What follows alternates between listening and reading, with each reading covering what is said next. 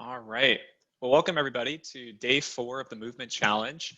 And so we're getting started just a few minutes later here than usual. Just getting hosted and set up for the live stream here on Facebook.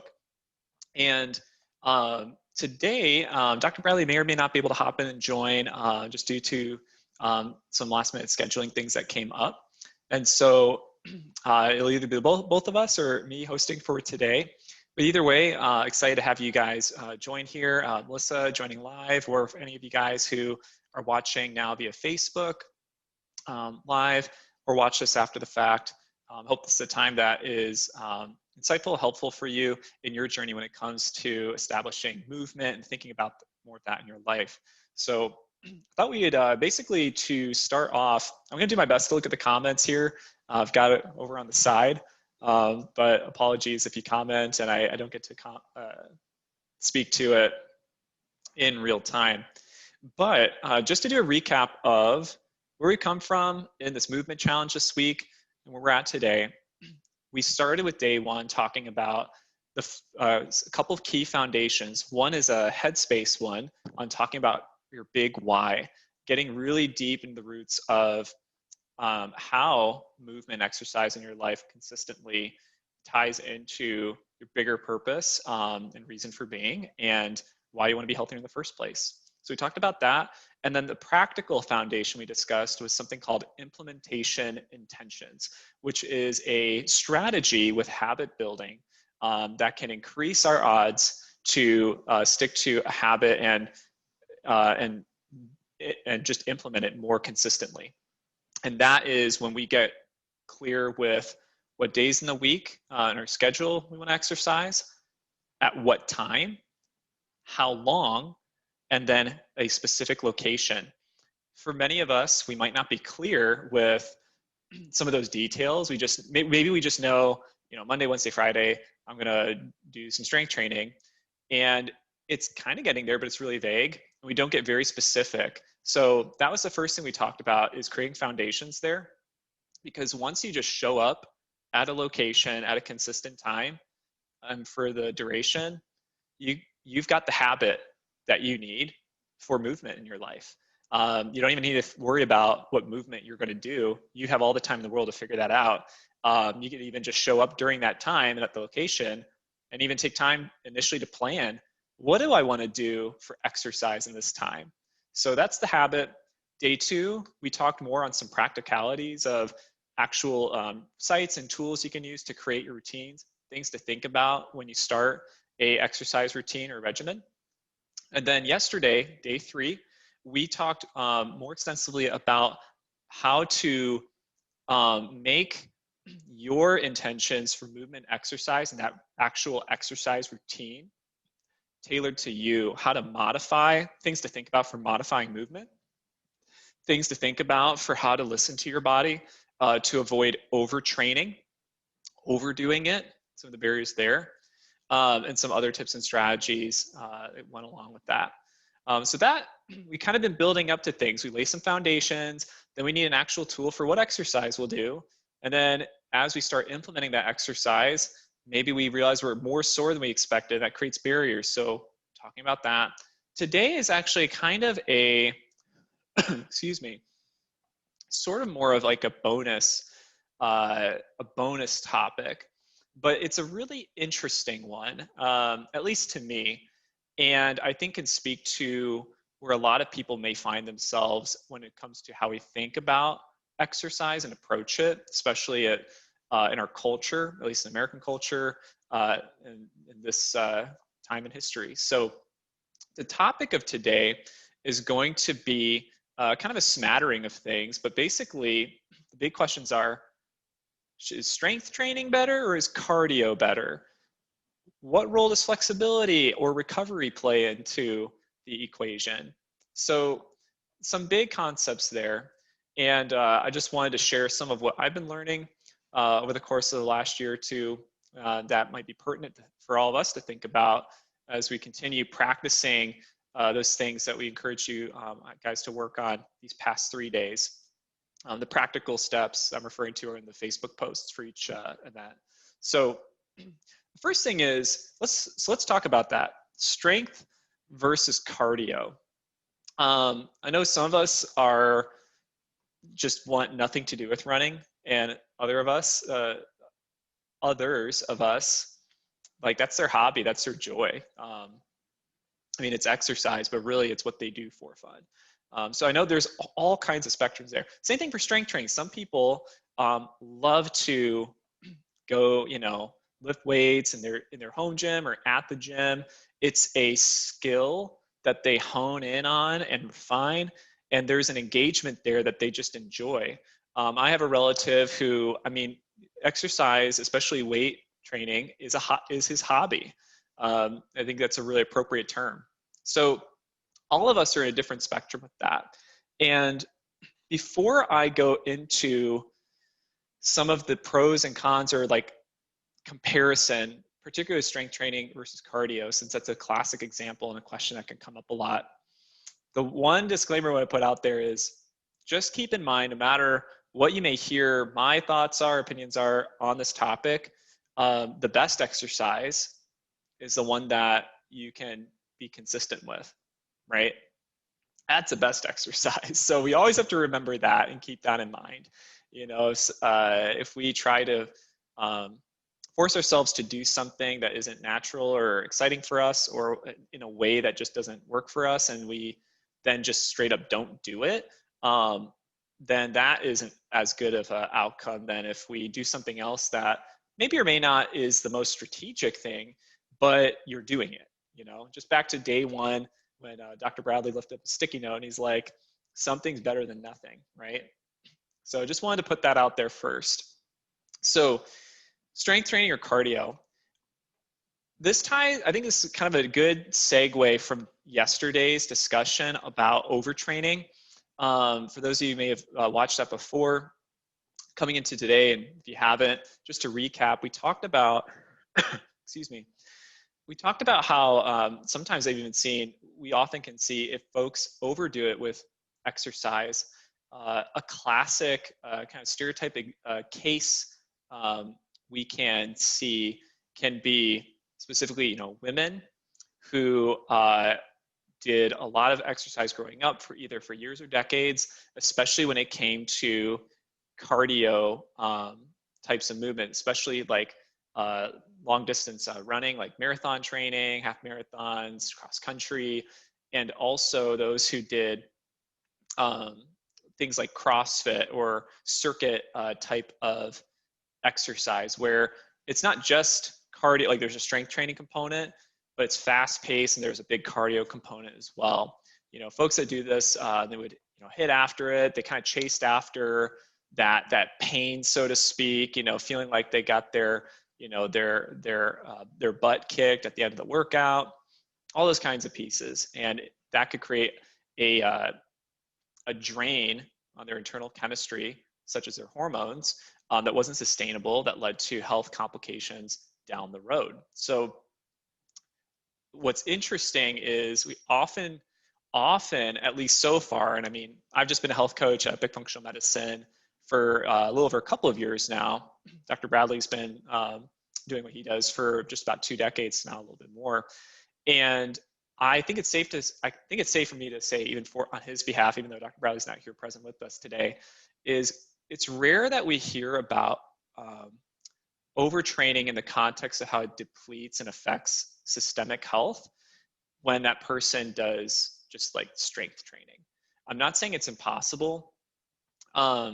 And if there are issues with overtraining with strengthening, they can lead to also some more physical things like physical injury and joint pain, things like that. So there's definitely some downsides to overtraining, no matter strength or cardio. But with kind of bigger picture internal chemistry stuff going on, that creates a chain reaction to other things that's confusing, of like, what's wrong with me and why do I not feel so well?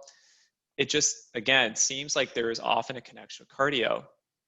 And we think about this as we talk more about cardio first in this question, strength versus cardio.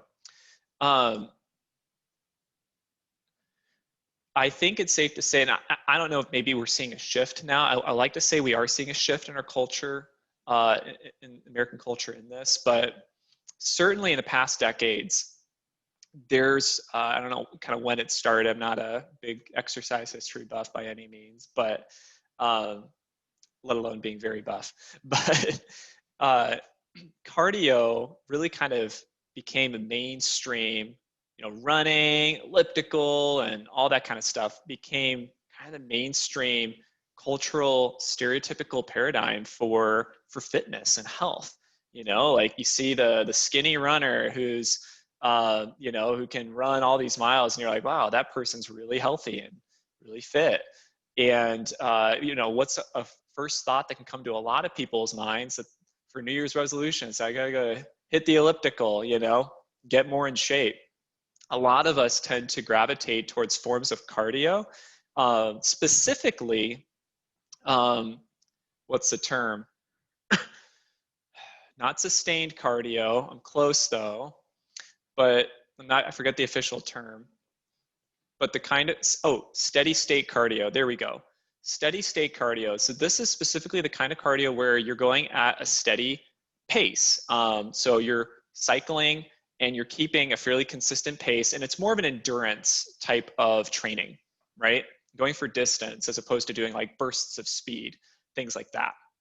Jogging, right? You're at a certain pace in your jogging and you're seeing how far you go. That's steady. That's examples of steady state cardio.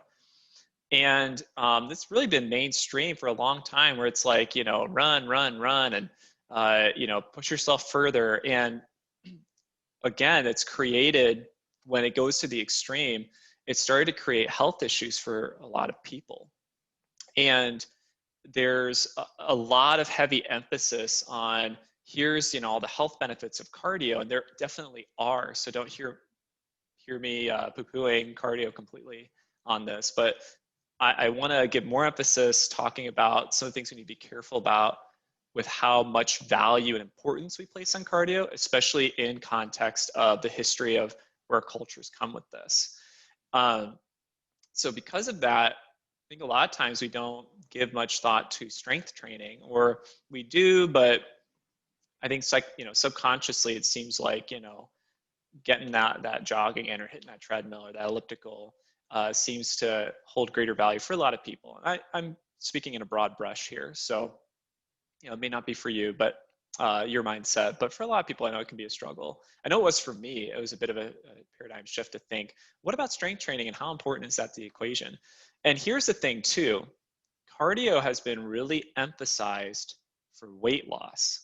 That, I think, it's one of the key things of why it's so mainstream in our culture. Plenty of people are like, I want to lose weight, so I guess I got to go run and burn off some calories, right? And what's tricky, and so here's where I start to kind of talk about cardio versus strength training, and where does strength training fall into this. So when we just talk about even just weight loss right now, for those of you who are new to this group, I just want you to know, like, we're not like, our emphasis isn't just weight loss. It's about healing, about health.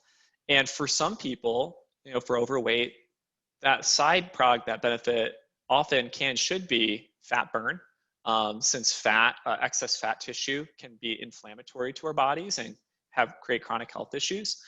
So that's a side product. It's not our main focus, but it would be naive of me to say like that's not important to anybody and not something we sometimes think about for ourselves or for others. So let's talk about that.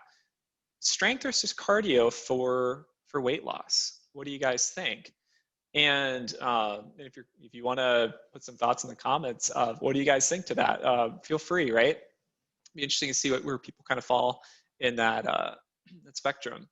But what's tricky is, technically speaking, at least from the reading and research I've been doing, is that in a single per minute, right, per minute, per unit of time, cardio, like jogging, things like that, is the winner for weight loss, for burning calories.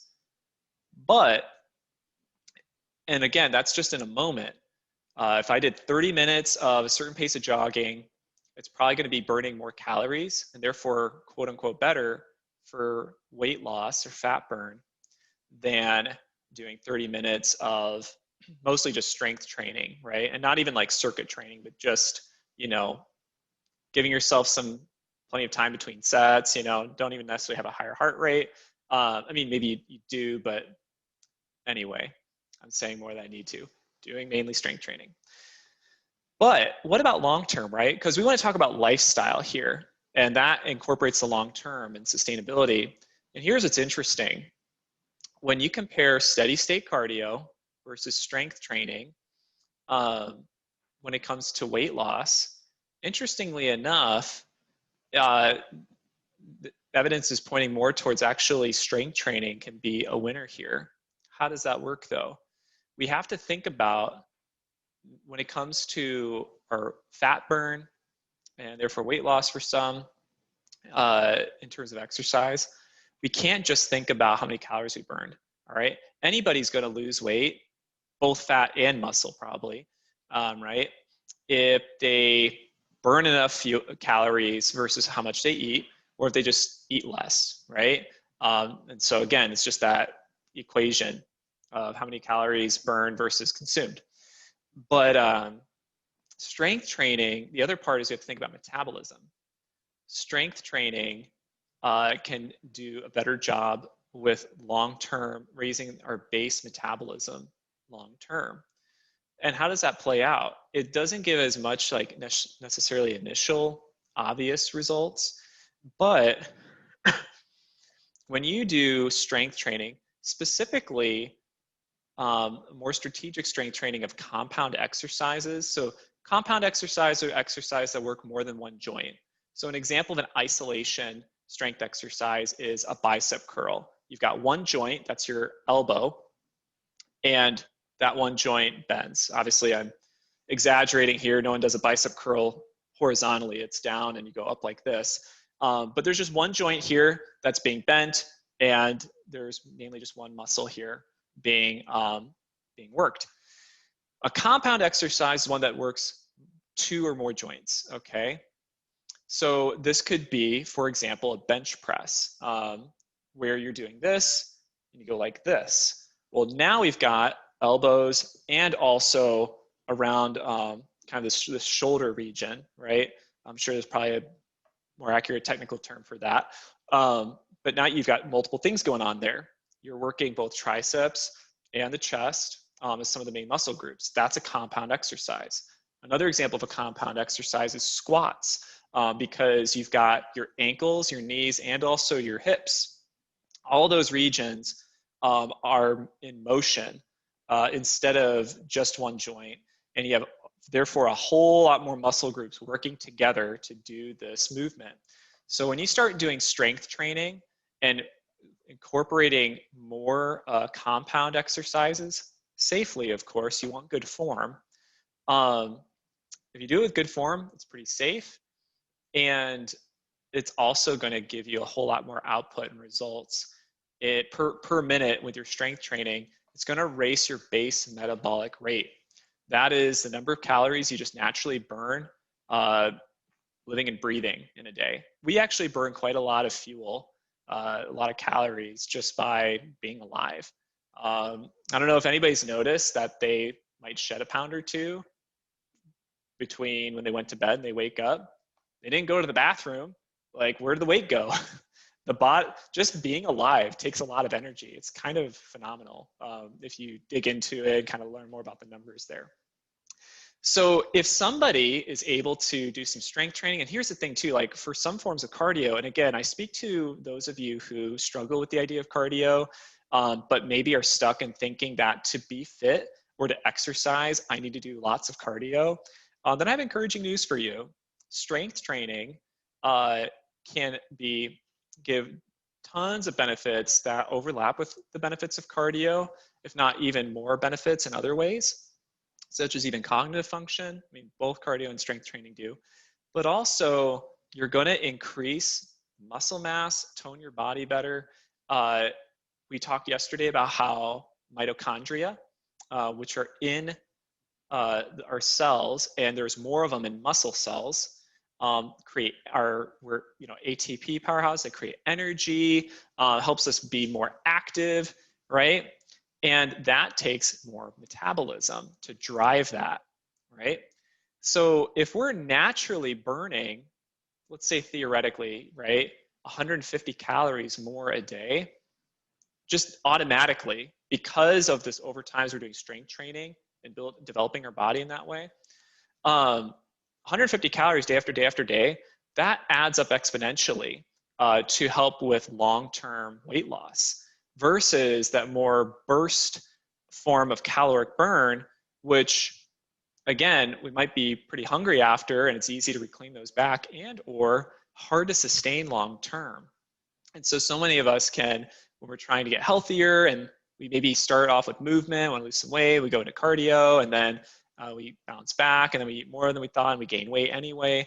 You can see, I mean, we've seen this maybe in our own lives and we see it all the time, you know, out there in these various popular approaches to diet and or exercise where it backfires. But what if you could develop your body and strengthen it and therefore reinforce your joints so that you have less joint pain, you have more energy because you're creating more cells that have more mitochondria and therefore more energy production. And all the while you naturally become a slightly faster calorie burner and therefore you just more naturally can achieve kind of that kind of physique look or fat burn that you're looking for, not only maybe for physical reasons, but even for health reasons, right? I think it's very fascinating. And again, I think the main takeaway, the first takeaway I want to share is cardio versus strength training. If you're coming at it from that cultural stereotype of, you know, you need to lose weight, you got to run, it's not really true. And in fact, strength training can be better for that. So if that opens up some doors for you in some perspective, hope that's helpful. And this is why actually, you know, for those of you who are maybe newer to the Epic 5 plan community or not, our private clients already, this is why when we talk about what are the kinds of movement we should think about as a lifestyle, just kind of for maintaining good health, right? Not for the purposes of training for something specifically, right? I mean, granted, if you want to train for something specifically, you're in a sport or something, then that approach is going to be very different, right? But just for general health, interestingly, you know, just to kind of walk you guys through it real quick, and for those of you who've done a movement workshop, if you're a private client, this would be total review. It's, hey, are we getting at least 30 minutes or more movement each day? So just doing something, right? Just being active and moving. Number two, are we doing some high intensity training intervals? That's a different topic I'll touch on a little later today. Number three, are we getting some strength training sessions in, maybe two, 3 or more times a week? And are we getting some flexibility and stretching in? And so there's really the only true cardio aspect or partial cardio aspect is the HIITs, the high intensity interval training sessions, in which we only say, hey, just do 4 minutes at a time, maybe every other day of the week. So what's interesting is in our approach, of the ideal, like somebody followed this structure fully, running, you know, excessive like running, cardio isn't a part of it. Can be, and it's not bad to, but is it really necessary? Probably not so much. So something to think about. Let's flip the coin though. Where is cardio still important, right? And so I'll talk about the HIITs a little bit and how that kind of relates to this question, strength versus cardio. So cardio, as all of us, I think all of us know, is good for heart health, right? Good for cardiovascular health. This is true. Strength training can do that as well. Cardio, I think, can do that a little bit better. And what's interesting, because it's one of the main podcasts that I do listen to, if it is for exercise, so maybe I'm probably a bit biased here. But those of you might recall, I've mentioned the group called Mind Pump. One of their podcasts, we're talking about, you know, should I even bother cardio at all, right? Should I just not even care about it if it's not something I'm into anyway? And it was really interesting. So the guys there, it's Justin, Adam, and Sal. They were talking through this, and one of the guys gave this example where he was like, you know, I just poo-poo, you know, I'm paraphrasing here. It's like, I just poo-pooed on the cardio thing. I just focused on strength and bulk and get big, you know.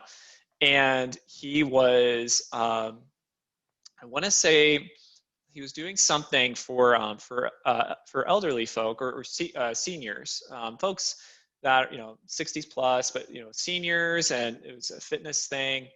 And they're out, there's a track field, and he's having, you know, they're doing some jogging, and he's not running them. I think one of them called him out and was like, well, you know, you do it, right? And then he was like, in his mind, he's like, oh no, I haven't done this in like years. You know, I haven't gone for like a jog for more than a little bit in like over a year or two. You know, he's just been so focused on strength training only. And he, of course, the pressure's on him. He's this guy in his like 20s or 30s, I think 30s. Here's a bunch of seniors. And he's like, I can't let them beat me, right? Like, that's going to destroy my credibility. And he needs to stay in the front, you know, and not like slow down, lag behind. He said, oh my gosh, you know, just even that 1 or 2 laps around that track, he's like, it was terrible. It was brutal. I stayed in the front, but man, afterwards, it was just like, just crushing, you know, in terms of how he felt. He was so out of shape in that regard. And it was a wake up moment for him of realizing, you know, no matter what might be, what article or book you might read, I might read out there that says like, this is, you know, the most strategic, best way to exercise. At the end of the day, we all need a little bit of something of everything. Even if we have an emphasis in one thing, for example, strength training, we still need to have some cardio type of aspects in there. And here's what's interesting. So this person, they found that when they started bringing cardio back in their lives, even after, you know, doing so much strength training, they found they got better performance in their strength workouts. So there's a balance there, and that's why, as a general point and kind of a cliche answer, there is no one best solution. We need balance. And I think the first part is where some of the research is, and the science seems to be going, is of a greater focus, probably could be strength training. And then still part of it, just not to as high of an emphasis, is cardio, among other things too, flexibility. And cardio, I mean, if anything, right, cardiovascular health, we're getting blood flow, we're opening up our lung capacity. If we have better lung capacity, that's going to definitely help in strength training workouts and other workouts, because you don't get so out of breath so easily, and you can't keep up, right? So you can keep a better pace. You can also have better nutrient distribution throughout your body, because you get blood flow going, and that's going to send resources, right? Send chemistry throughout the body where it needs to go more efficiently and effectively. And that's going to help your body and your health, as well as your goals or your output you're trying to achieve with various forms of exercise, including strength training. So again, even though I kind of gave a lot of time talking about, you know, strength training, you know, in short summary, like strength training is better than cardio. Don't take cardio completely out of the picture. And again, if you love cardio, do what you love, because again, that's better than trying to do something, be someone that just doesn't connect with you. Okay. So those are some thoughts with strength versus cardio. Now, where do HIITs fit into this? So for those of you who aren't already familiar with this, HIIT, HIIT, stands for high intensity interval training. It's been a big buzzword in the fitness universe lately in the last, I don't know how many years, but it seems like in the last number of years. And it's talked about a lot. It's like, this is the king, like, you know, fat burner, and like it sounds gimmicky, like a classic, you know, magazine thing on the side when you're at the grocery store aisle, you know, checkout, where it's like, you know, burn fat and shed pounds in less time. Like, who doesn't want that? Sounds too good to be true. Well, there is some validity to it, but we have to be careful, again, with balance. High intensity interval training is where you do bursts. And there's a lot of forms of it, okay? One example that we talk about at Epic is the Tabata, T-A-B-A-T-A. So a Tabata is named after somebody, and his version, I think his or her version, but I think he, was to do 4 minutes. It's a 4-minute total. It's really short. You do 20 minutes of as much speed and intensity as you can with whatever exercise you're doing. It could be a sprint, it could be mountain climbers, it could be jumping jacks, it could be burpees, it could be all kinds of things. But whatever that is, do it with as high intensity as you can, giving it 110% of your effort for 20 seconds, and then just stop. Stop and rest for 10 seconds. Catch your breath, and then do it again. You cycle through 4 exercises and repeat that set of 4 exercises twice. So it creates 4 minutes. So anyway, that's an example of high intensity interval training. There are other kinds of programs out there you may have encountered where it might be sprint intervals. There's other kinds out there where the whole workout, like your whole workout is a HIIT workout, and it maybe lasts 10 to 20 minutes, 15 to 20 minutes. There's usually an upper limit to how far you can go because no matter how fit you are, it takes a lot out of you. And what's interesting with HIITs is a couple things. There's chemistry involved that helps with metabolism, kind of like we were talking about strength training, helps with metabolism, helps with balancing hormones, and it also takes less time. So that's pretty cool. But here's what we need to be careful, right? What is your body capable of or not capable of? We talked about modification and the importance of that yesterday.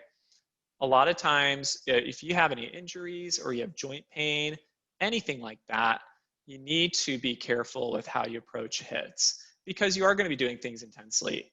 A lot of HIITs involve things like sprints, right? Like that can be hard on your joints if your body's not prepared for it. So you can look for alternatives there. And I'll see if I can remember to put maybe a link to an idea there for you guys. But I know here we go. Previous link, day two in that Facebook post. And the practical, one of them was called Fitness Blender. I think they have some HIIT ideas there too. But even if you go on YouTube and you look for like HIITs for beginners, HIITs for knee pain, HIITs with no jumping, there's a lot of ideas out there that can meet you at your level and kind of work around some of those issues, still get a HIIT style workout. So that's just a kind of aside there. But what's interesting with HIITs is earlier, I just subtly pointed out, it's the most cardio aspect of what we recommend at Epic for general like components to good solid movement routines and rhythms in our lives, but only partial cardio. The cardio is obvious. If you're giving it your all, you're going to be breathing hard, you're going to catch your breath. I mean, if that's not cardio, I don't know what is. But because you're doing burst motion, doing things quickly takes strength. So there's actually a strength component to HIITs. Anybody would know it takes more muscle, or the body needs to build some more muscle to sprint than it does to jog. Even if you can't travel as far distance-wise in a sprint that you could in a jog, musculature-wise, sprinting takes more muscle. Same thing if somebody were just doing a gentle hop versus a big, jump in the air or a leap. You just think about, a cat in the wild, right? It springs in the air and pounces on something. That burst, intensive motion, that jump, that leap takes a lot of force. It takes strength. So HIITs have a strength component to it. So you can see how this kind of ties in to where strength always needs to be an important component, whether we make that the main thing or not. So that's a lot about strength, cardio. Where does HIITs fall into with strength and cardio, and why is that even a thing to talk about? So what else is there that we need to be considerate of in how various types of movement impact us and what we should be thinking of? So kind of transitioning the second part of today's topic. I know it's kind of multiple topics we're covering today, just for some extra. So what about flexibility? Dr. Bradley's been talking about balance a lot in our conversations too these last few days. What about recovery? No matter what you do, cardio, strength, HIITs, all the above, sports, hiking, anything, right? All of us need to be thinking about having stretching, flexibility, recovery in our lives. Whether you do a little bit of exercise or a lot of bit of exercise, just like how we need to give ourselves some tender love and care, just self-care for managing our stress, you know, recuperating after a busy day. Our bodies need that too. That can be easy to forget. What's the right amount for you? Some people, they exercise 6 days a week and they have one dedicated rest day. For others, it's too much. For me, I like having 2 days of rest, whether that's back to back or spread out. Everybody's in a different place with that. And when your body starts to get tight, it seems like it can't catch up. If we don't have recovery thread in there somewhere, or eventually our bodies are just kind of tighten up on themselves, and that can create other problems too, and then affect your outcomes, right? Sometimes backing off helps you go forward more. It seems counterintuitive, but you know, it's a concept we talked about earlier. I want to talk a little bit today about Dr. Bradley has some, so he's not here today. One of the things we might talk about tomorrow is he talks about biometrics when it comes to exercise and movement. And I think it's kind of been a side project of personal project of his, where he's trying to, you know, and really all of us at Epic, we're trying to more and more find ways to quantify health, which on the one hand seems impossible, but we can definitely try. And that can help give structure. The more we can put a number to something in our efforts, then we can measure it, we can research it, we can try to optimize it, and create some general good information there. So one of the things he's been working on is seeing what are some of like the main measurements for movement and the body, exercise, flexibility, balance. What are some of the measurements and numbers there that on average are showing trends that point to longevity and good health outcomes, you know? So, you know, if somebody can do a certain number of, again, he can tell you guys more about this later too. He's told me a little bit, so this is learning for me. It's like if somebody can do at least a certain number of push-ups in combination too, like can touch their toes, can, you know, balance on one foot for X amount of minutes or whatever, a lot of different components. There seems to be trends for if you can optimize certain kind of baseline metrics, that's a really good pointer towards general overall health. It doesn't have to be like impressive numbers, like, you know, being the record keeper in any kind of thing, but just for general health. And so there's definitely flexibility and balance as a part of that. So hopefully we'll get to talk about a little bit more maybe tomorrow here, and we'll definitely make it a part of the ebook as a part of this challenge that you guys have registered for or joined in. Put that together for you. Those are some things you can keep in mind when thinking about where are you maybe a little bit weaker in. We all have our favorite kinds of movement, but like I said, we need balance too. Are some of us just all cardio? You know, we love it and we just totally ignore strength, right? Are some of us just all strength and just totally ignore cardio? Do we maybe have a blend of both, but we're not giving ourselves some time to stretch or to do some like physical therapy exercises if that's, you know, relevant for you in your history, right? Or foam rolling, massages, things to help keep tissue loose so that things don't get tight and affect our joints or discomfort, right?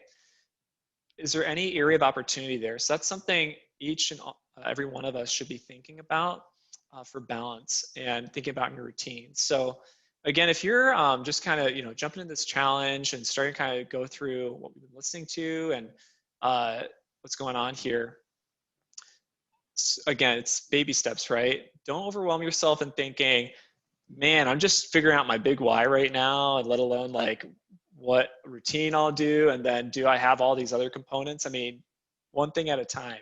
Figure out a routine, get consistent with showing up at a certain place and time and just being consistent there. And then down the road, you'll start to feel how or why stretching would be beneficial. And then you're like, oh, okay, you know, I add that back, you know, I add that in, and maybe I do a day where I devote more to that, or I take a few minutes after each day, at the end of each day to do that. So think about those things. So this is a little bit more of a concept day and not as much of a here, now do this type of day. These are things I want you to think about, and I need to think about in what we are doing in our fitness routines or what we will be doing, what we're planning in our fitness routines. I want to take some time when talking about recovery, because it's me hosting here today and because I love this so much. I'm going to tell you about it. Foam rolling. If you have not heard of foam rolling, basically foam rolling is, in my mind, what's wonderful about it is it's cheap. You can do it at home. You don't have to have a buddy to do it. You can do it quickly. Melissa, yeah, you love your foam roller. Yeah, me too. You can do it quickly. It can provide fairly instant relief. And it also helps long-term. It's one of the few like health-related things that we can do for our bodies that gives not only long-term benefit, but also like day of results. That's kind of cool. Usually that's kind of nice, right? Like so many things in health are like, you got to think about the long game, the big picture, give it time, be patient. You're like, I want to see results now. Foam rolling, you can. Foam rolling is something that it's kind of like cell phones. It's like we all lived without them at some point, and then we got them, and it's like, how do I live without it? So that's gonna be a foam rolling. What is foam rolling? Actually, before I forget, I want to include for you guys some links. I didn't have them ready just yet before we put our main Facebook post up, so I'm just gonna put in the comments here. Well, you know what? Sorry, I'm gonna do it at the end. I'll save some time. So in the comments, I will have a stretching routine. You guys can check out a article about foam rolling, kind of a little bit of how or why does it work the way it works, and then a decent video that it's technically a specific video on foam rolling in relationship to the IT band. If you don't know what that is, the video will tell you about it. But what I like about it is, even though it's a specific context, the principles that the person discusses is one of the few videos I found that actually talks about it, in my opinion, correctly. There's so many videos out there, and there's just one or two big, like, it's close but not quite in how you do it. But anyway, that's enough preamble. What is foam rolling, and why do I love it so much, and how can it be a great tool for you when it comes to flexibility and your physical performance, your health, and with recovery? And what it is imagine there's all kinds of shapes and sizes here. It is a hard packed, there's various levels, but generally hard packed foam, very firm foam. It can come in a cylinder, many feet in length or just a couple feet in length. There's balls that are this big, there's smaller ones like that. Some people have done foam rolling but by using not a foam roller, but like a tennis ball, right? Something that has it's firm, but it has a little bit of give. And what you do is you lay certain parts of your body down on it. Let's say you're on the floor, you're sitting on the floor, you've got your calf, your leg, your calf muscle on the foam roller, and you basically roll around until you find where it's tight. The good kind of pain, but not pain, not the ouch pain, just the, oh yeah, that kind of discomfort, if you will. Just like you go and get a good massage, right? Professional massager, and working, you're like, oh, that's good, That's what I'm talking about. And a foam roller is a way to give yourself an elbow deep muscle tissue massage without, needing to make an appointment for a professional massage, although I think those are great too. But if you need a little bit more of that in your life, and it's not practical to always get a massage from a professional, and you need something targeted instead of general, foam rolling is amazing. So you need to roll around until you find that tight spot. And this is actually did an Epic quick tip today on this on the main Epic functional medicine page.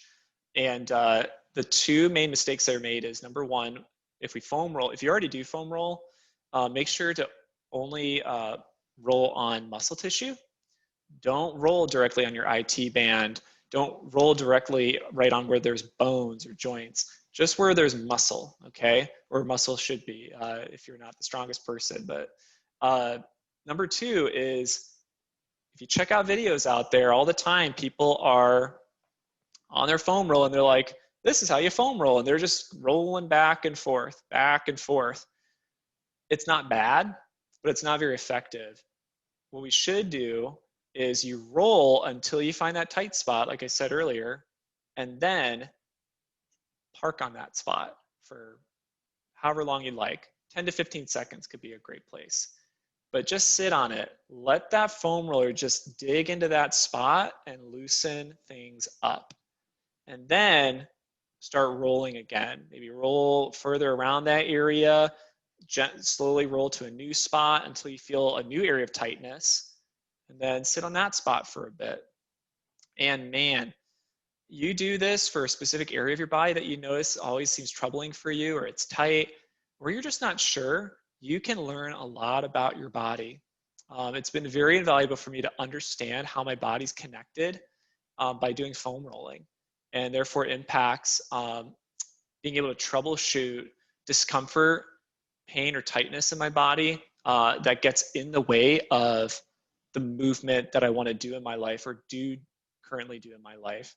You know, for example, I have a 15-month-old son, and some days he just wants to be held more.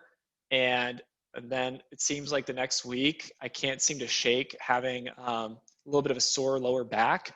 And I'm pretty confident. I'm like, oh, I've been holding him a lot. And I'm trying to be careful there and get good form. And I can't seem to get ahead of it. And then I was like, I need a foam roll. I need a foam roll. I wasn't being regular with it. Finally, I got the foam roller out. And instead of rolling directly on my lower back, because there's a lot of like hip bone, like I have high hip bones. So instead of that, I got kind of the upper part of my glute, like of my butt, and that's connected, related muscle tissue to the back. Instantly, after 20 minutes, after 10 minutes, instantly, after a whole week of not being able to really like get improvement. So that's just one example. But anyway, foam rolling is awesome. And if you guys haven't heard of it, or if you kind of have but haven't really checked it out, I can't recommend it enough. Melissa, you chatted in saying you love your foam roller. Thanks for sharing that too. I got a buddy to say yes to that as well. So check that out. They're really cheap. I mean, most foam rollers out there, $10. I mean, there's all kinds out there, and some are really fancy, very specific. But that typical just cylinder foam roller, you get $10 at online or at any kind of like a sports goods store and things like that. So that's one of my favorite forms of recovery. Stretching is really important too. And ideally, what's better? One designated recovery day. When I say recovery, that's rest, but also doing something active in recovery, such as stretching or foam rolling, PT, physical therapy, exercise, that kind of thing. Is it better to do one dedicated time, or to thread it in a smaller interval of time, but regularly through the week? And it seems like regularly through the week is a little bit better, because the more often we do things, more consistently we do things, we stay ahead of it instead of being reactionary. Instead of just foam rolling when we feel the need for it, if we just regularly foam roll, it's going to be less uncomfortable, and we won't get that tightness to begin with or as quickly. And it also reinforces our brain and connecting our body on how to move and what to feel for, so we do things with better form. So just a couple of tips and suggestions to keep in mind, and kind of a tangent but non-tangent on foam rolling. So we've covered a lot of different things today. As we start to wrap up, of what we went in a lot of directions today, but just to summarize and put it all together: strength versus cardio, which is better? Generally speaking, it seems like we all need strength, and we need it. It becomes even more important as we get older, right? As we get older, it becomes more important, but we shouldn't neglect cardio. Some cardio is still invaluable because it can enhance our lung capacity, our blood flow to help with our strength. or strength and endurance through the day. HIIT exercises and also strength is in the long term tends to potentially be better for fat burn than just cardio alone, and also probably more sustainable, easier to approach consistently as a habit. But that said, if you love cardio, then make cardio your main thing, but still get some strengthening in and don't neglect it. Make sure you got both. But if you have no opinion of either one, I would suggest lean a little bit more towards strengthening. Second piece we talked about is that HIITs are really the main form of cardio in the the pillars of epic functional medicine for movement. But HIITs do have a strength component because that burst movement does need muscle to do so. So just kind of how those are all tied in together. Next, also mention that we all need to think about where are we weak in our routines? What's missing? What's an opportunity we can grow in? So if you find that you're like, I've got a lot of great things going on in my life when it comes to movement, I've got a routine, maybe I've already got under my belt the things we talked about in days 1 through 3, but maybe I'm not doing anything to really recover and care for my body after I have it go through the exercise it goes through. Then think about that. Think about whatever component could use development and bring balance into your life. And then lastly, I just kind of did a little bit of overview of foam rolling. Again, check it out. Check out some of the resources I have provided for you guys in the comments because I didn't get it in the main post. And see if it inspires you. Again, it's cheap, easy to do, gets instant results, and it helps long term. So with that said, guys, would love to have you post in the comments anything you want to share in terms of what you think your weak spot is. Melissa, thanks for sharing. You had mentioned that for you that you've been walking 45 minutes. You get a you get a HIIT in a day, but some strength training maybe is an area of improvement. So you love your FOMO. So that's something you identified. So for the rest of you guys, feel free to share where's an area of your weekend, even just for an opportunity for reflection by posting that. And then think about then what could be your next step to implement, thread that into your routine. And also, do you have time for recovery and for stretching? And if not, make a plan for that. And it could even just be tacking on 2 minutes at the end of one of your workouts, right? So that's what we have for today, guys. Tomorrow, Dr. Bradley should be back on, the two of us, for our last day to discuss the long term, kind of looking ahead. So there's going to be a number of different things we'll talk about there. What are some things that help for sticking with it in the longer term when it comes to movement? Some of those biometrics I told you about that Dr. Bradley's been working on. We'll see if he can get a chance to talk about that tomorrow. If not, it will be in the ebook. And I look forward to being with you all tomorrow. So with that said, Melissa, thanks for joining live today. And I'm glad that the suggestions are helpful to you. I hope it's helpful to many others as well. And everybody take care, and we will see you tomorrow at 1 p.m. Central. Bye-bye now.